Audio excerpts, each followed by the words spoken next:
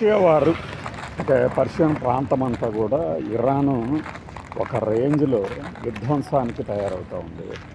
Kuwait మీద భీకరమైన దాడులు ఈ 12వ రోజు దాటితే ఇంకా అసలు ట్రంప్ నిన్న ఏమని ప్రకటించారంటే మార్చి 11న the war may end soon, if I want it to end it will end అంటూ, అంటే ఆ యుద్ధం ఆపడం అనేది నా చేతిలోనే ఉంది, నేను అనుకుంటే యుద్ధం ఆగిపోద్ది, ఎందుకంటే అక్కడేం మిగలలేదు,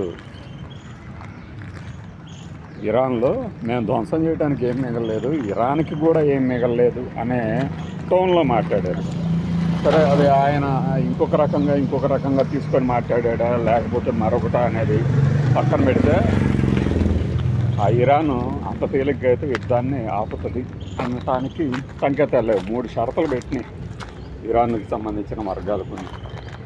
అంతర్జాతీయ భద్రత, అలానే అన్నీ ఆపేయటం, తమకి శాంక్షన్స్, తమ దేశం మీద ఉన్నటువంటి శాంక్షన్స్ ఎత్తేయటం, ఇలాగ మూడు కోణాల్లో 3 షరతులు పెట్టింది. కానీ దానికి మించిన విధ్వంసం ఒకటి, స్ట్రైట్ ఆఫ్ హర్మూజ్లో సీ మైన్స్, అంటే నేవల్ మైన్స్ అంటారు, వీటిల్ని అమర్చుతోంది. అంటే అర్థం ఏంటంటే, నేవల్ మైన్స్ అంటే మందుపాతరులు. అమెరికా విప్లవం టైంలో ఏం చేశారంటే, గన్ పౌడర్ అనేది నీటి అడుగును కూడా బేల్తుంది అనే విషయం తెలుసుకున్న తర్వాత ఒక వ్యక్తి అప్పుడు సముద్ర మార్గంలో కూడా ఈ మందుపాతలను అమర్చడం ప్రారంభమైంది. ఇప్పుడు అదే పద్ధతిని ఇరాన్ అనుసరిస్తుంది.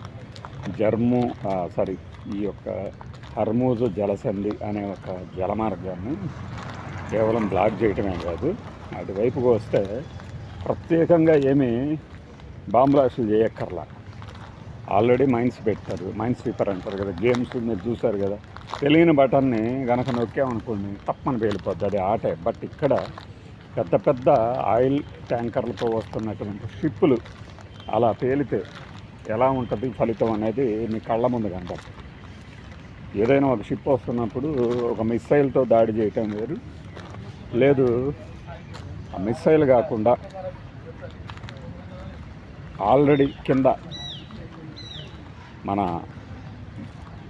మందుపాతర లాంటి పేలుడు పదార్థాలను అమర్చినప్పుడు ప్రత్యేకంగా గార్డింగ్ ఏం చేయక్కర్లేదు. ఎవరు పేల్చాలనుకున్నది జస్ట్ వాటిని తగిలిన చాలు పేలిపోయేటట్టు పెడితే వాటి లక్ష్యం నెరవేరుతుంది. ఇప్పుడు అదే ఇరాన్ చేస్తుందన్నమాట. ఇది ట్రంప్కి ప్రత్యేకించి చాలా పెద్ద తలకాయ నొప్పి అని చెప్పాలి. లేకపోతే ఆ మార్గంలో 20% ప్రపంచ చమురు రవాణా ఆ ప్రాంతం ద్వారా జరుగుతుంది అన్నప్పుడు దాన్ని మృత్యు మార్గంగా మారిస్తే ఇరాన్ ఎలాంటి బీభత్సమైన పరిస్థితులు తలెత్తుతాయి అర్థం చేసుకుంది. ఒక ట్యాంకర్ పేలిపోతే సముద్రం మీద వచ్చే దారిలో ఎంత అడ్డంకులు ఏర్పడతాయి. అసలు నిన్నగాక మొన్ననే ఒక షిప్ని పేల్చేశారు. పేల్చేసిన తర్వాత ఈ మార్గం వైపు వస్తే ఏం చేస్తామనే దాన్ని ఒక సంకేతంగా చూపిస్తూ ఈ నేవల్ మైన్స్, సీ మైన్స్ని కూడా ఏర్పాటు చేశామని ప్రకటించింది. అమెరికా ఏం చేసిందంటే 2 days బ్యాక్ 16 నేవల్ మైన్స్ని డిస్ట్రాయ్ చేసింది. అఫ్కోర్స్ డిస్ట్రాయ్ చేసి ఉండొచ్చు, కానీ ఇరాన్ దగ్గర ఇలాంటివి కొన్ని వేలు ఉన్నాయట, 2,000 నుంచి 3,000 దాకా.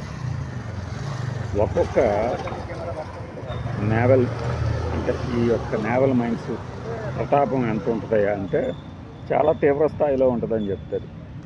ఆ తీవ్ర స్థాయి ఆ పేలుడు పదార్థాలు కానీ మరొకటి కానీ అంటే అది బ్లాస్ట్ అయిన దాకా ఎవరికి తెలియదు, బ్లాస్ట్ అయిన దాకా. సో ఆ సేఫ్ ప్యాసేజ్ అనేది ఎటువైపు ఉంటుంది అనేది ఒక ఇరాన్కి మాత్రమే తెలుస్తుంది. అంటే మందుపాత్రలు పెట్టాం కాబట్టి ఎక్కడి నుంచి వెళ్తే ఆ మందుపాత్రలు పేలవు, తగలకుండా వెళ్ళొచ్చు అని. సరే, ఈ మందుపాత్రలు తయారు చేయటం అనేది చాలా ఈజీనే. At the same time Russia నుంచి, చైనా నుంచి ఇరాన్ కొనుక్కుంది ఇట్లాంటి సీ మైన్స్ని. ఇలాంటి 2,000 నుంచి 3,000 దాకా ఉన్నాయి. ఇవేం చేస్తాయి అంటే ప్రొపల్షన్ టైపు, అలానే నీటి మీద ఒత్తిడి కలిగిన, లేదు ఒక సౌండ్కి మించిన ఎకోస్టిక్స్ అంటారు, ఒక సౌండ్కి మించినటువంటి ధ్వని తరంగాలు ఒక పరిమితి మించి వచ్చినా కూడా అవి వాటంతట అవే పేలేలాగా కూడా కింద అమర్చేశారు. అలాంటి రకాల ప్రొపల్షన్ ఒకటి, ఒత్తిడి తగిలితే పేలిపోయే ఒకటి, సౌండ్ ఎక్కువ వచ్చినా పేలిపోయే ఒకటి, నీటి అడుగు భాగంతో ఇంజన్ మన ఈ షిప్పుల తాలూకు ఇంజన్ అడుగు భాగాలు ఏదన్నా తగిలినా పేలయ్యి ఒకటి ఇలా 4-5 రకాల సీ మైన్స్ని జలమార్గంలో ఆ హర్మూజ్ జలమార్గంలో పెట్టేసింది. సో ఇప్పుడు బెదిరించడం ఒక్కటే కాదు, మా ప్రమేయం లేకుండా మీరు గార్డింగ్ అంటే ఏదైనా మిసైల్ అటాక్ చేస్తే వాటిని తిప్పికొట్టడానికి గార్డింగ్ అంటే ఎస్కార్ట్ లాగా అమెరికావో మరొకటియో ఏదో దాని పక్కగా వస్తాయి అంటారు. కానీ ఇలా అండర్ మైనింగ్ అంటే సముద్రము కింద అంతర్భాగం ద్వారా పెట్టిన మందుపాత్రల్ని ఎలా తీర్చేస్తారు, ఎలా డీయాక్టివేట్ చేస్తారు. అలా ఇరాన్ ఏంటంటే ఈ ప్రపంచ దేశాలకి ఇప్పుడు పెద్ద విధ్వంసకరమైనటువంటి దిశగా ఈ యుద్ధాన్ని తీసుకెళ్తుంది. ఎక్కడైనా ఒక చోట షిప్ వెళ్తుందంటే దానికి గార్డింగ్ చేయొచ్చు, లేదంటే మరో చోట మరో రకంగా కాపలా పెట్టవచ్చు. బట్ ఇలా వచ్చే మార్గంలోనే పెడితే సో ఇది సూయజ్ కెనాల్ వైపు మరొక మార్గం ఆసియా పసిఫిక్ మార్గం వైపు రవాణా చేసుకోవాల్సి వస్తుంది. బట్ చేసుకోవాల్సి వస్తే అక్కడ ఇంకా ఏమవుతుంది, డిలే అవుతుంది, రేటు పెరుగుతుంది. ఆ ఎఫెక్ట్ ఆల్రెడీ మనం చూస్తున్నాం. కానీ ఇప్పుడు చమురు ఉత్పత్తి ఏ దేశాల్లో జరుగుతుందో ఆ దేశాల్లోని ఆ ఉత్పత్తి కేంద్రాల మీద దాడి జరిగితే అట్లా దాని నుంచి ఎట్ట బయటపడాలి. ఉత్పత్తి ఆగిపోద్ది, వచ్చే మార్గం ఆపేస్తాం. సో ప్రపంచం అంతా చమురు సంక్షోభంతో అల్లాడిపోతుంది. ఇప్పటికే సిలిండర్లు దొరక్క మన వాళ్ళు ఏం చేస్తున్నారంటే కళ్ళ ముందు కనపడుతుంది.